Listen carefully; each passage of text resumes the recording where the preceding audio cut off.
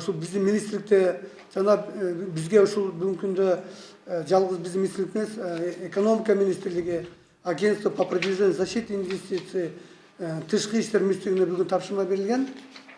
Бул маселе боюнча биз иштеп атабыз. Бүгүн дүң баасы ушу 5 сомдон 10 сомго чейин болуп жатат.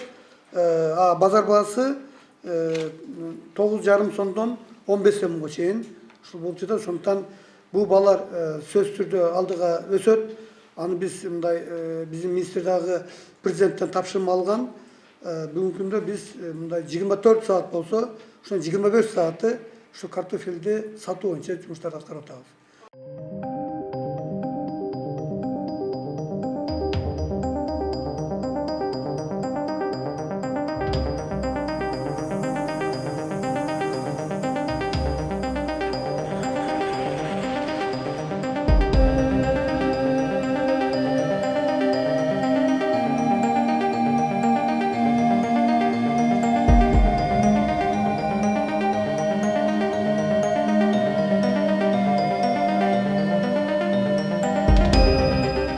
Айтайын деген айыл чарба министрлигинде жалаң пенсияга чыккан адамдар ушул күнгө чейин иштеп атат да.